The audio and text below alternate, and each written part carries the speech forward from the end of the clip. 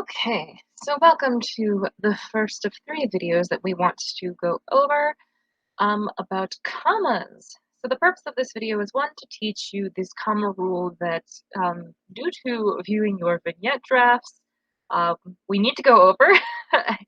And second is to create something that you guys can go back to if you seem to forget these rules. So I'll try to move through this as quickly as I can while still thoroughly explaining it, because I know this can be a lot.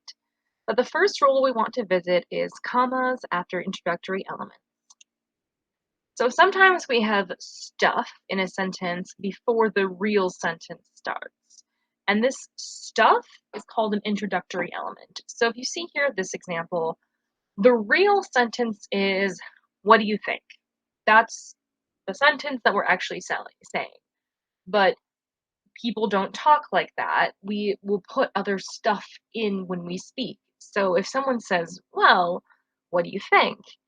The "well" is the introductory element. It's introducing the sentence. Therefore, it needs a comma to separate it from the real sentence. And that's the rule. That's it. We separate introductory elements from the real sentence. And the introductory element can be one word. It can be like, "Yes, comma, you can come in." "Well, comma, he was here a minute ago."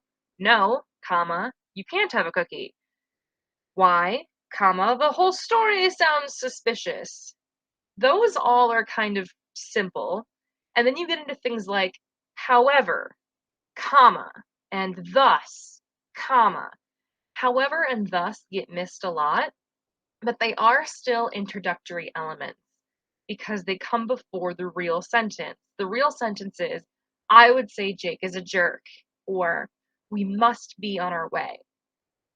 Those "thus" and "however" are just like transition words. They introduce the actual thought, so you have to have a comma there. But the introductory phrase can also be a whole phrase. It's a whole bunch of words. It can, so look out. You can have things like modifier.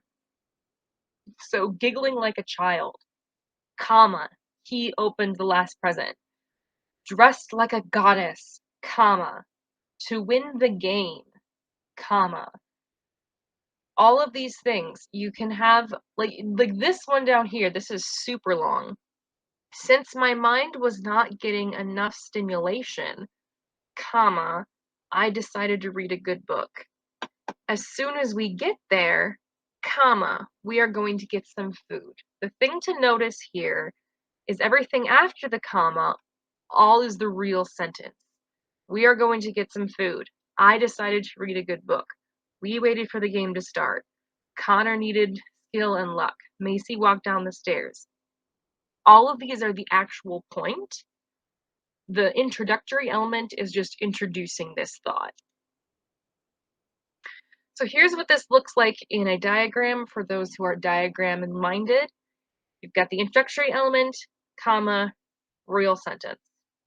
Wherever you put the introductory element, it's always going to be the beginning because it introduces things. Some common questions. Does my sentence even have an intro element? How do I know how do I identify them? And where does the intro element begin and the real sentence start? Or rather, where does the intro element end and the real sentence begin? So we will attack those. There is a cheat code that kind of answers both of those. So notice this. What I've done is I have highlighted the introductory element in green and the subject of each of these sentences in red. The cheat code is to identify the subject of the sentence. The subject of the sentence being the noun that the noun that the sentence is about. Do you notice anything? It should be pretty obvious. The introductory element comes before the subject of the sentence. Thus, that's where the comma goes. So,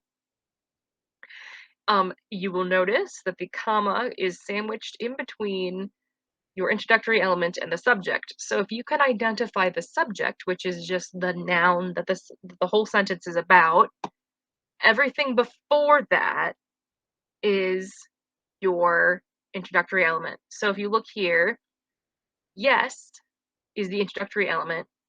You is what we're talking about. So you is the noun we're talking about. That's the subject. So you know everything before that is the introductory element.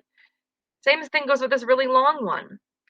I is what we're talking about. Since my mind was not getting enough stimulation, I decided to read a book. I is the whole point. I'm the one doing this. I am the subject of the sentence. So everything before I is an introductory element. So what you really could say is, if you are a diagram person, is that the subject gets smushed in there at the very beginning. So if you're a flowchart person, identify the subject of the sentence. Is there anything before the subject of the sentence? If no, like this one, we eat fish tacos on Tuesdays, there is no introductory element, you don't need a comma. If yes, like right here, we eat fish tacos, you need to put a comma between the introductory element and the subject. So on Tuesdays, we eat fish tacos. Let's try it. Follow along on your worksheet, if you would, please. Where does the comma go? By the way, I'm going to Bob's house tomorrow. Right there. The subject is I'm. I'm the one who's doing stuff, so we put the comma there. With athletes, injuries can end careers. Right there. Injuries is the subject of the sentence, so the comma goes before. I told him he was the worst friend that ever lived. No comma. I is the subject of the sentence. It's the first word. We don't need a comma. Well, what do you think? You should know this one. There it is.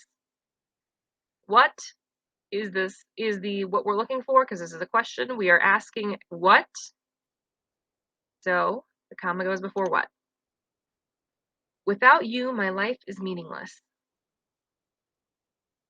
Right there. My life is what we are talking about. That is the subject of the sentence. And so the comma goes before that. While Sal put on his tuxedo, the flute player checked the sheet music. Right there. The flute player is the subject of the sentence. And I know this one is probably the one you guys are making the most mistakes about, because you're painting a picture. This is a modifier. So while Sal put on his tuxedo, that says when it's happening. And the real sentence is the flute player checked the sheet music. This second part here, the flute player checked the sheet music, that's the real sentence. This part here is just telling us when this is happening. So it does need to be separated. It's an introductory element that modifies and tells us when. It's not an actual real part of the sentence. The real part is that the flute player is checking the sheet music. So be very careful about this. This is the most common mistake you guys made. Soon, there will be no room for new toys. Okay, there's always an exception to the rule. Soon, comma, because there is the subject of the sentence. There is an exception here. You may omit the comma after a very short introductory element that does not seem to need a pause after it. The keyword there is may. The style guides say may. However, you will never be wrong if you include the comma. So it is not wrong to have a comma here. However, it is also not right to have a comma here. So the safe thing to do is to include the comma. In case you get like a college professor who's very old-fashioned and wants the comma there. However, you might get a teacher who is new-fashioned and understands that maybe people talk a certain way, and this sentence is very smooth, and people would just say, soon there will be no room for toys, and won't pause. So since it doesn't feel like it needs a pause, people won't say that there needs to be a comma in the sentence. So if you want to be on the safe side, always, always, always put the comma before the subject of the sentence. However, if you are very, very confident in yourself that it is a very short, like one word, and it doesn't seem to have a pause, maybe it doesn't need a comma. Use at your own risk, but that's what the style guide says, so I will include it here. With great sorrow in his heart, Dave rode back to his homeland. What do you think? Right there. Dave is the subject of the sentence, so the comma goes before Dave. As Gary began to climb, I sat there shaking in fear. Again, this is one that you guys kind of had trouble with. I am the subject of the sentence, not Gary. Gary beginning to climb tells about when I am shaking in fear. I sat there shaking in fear is the actual sentence, it's the real sentence.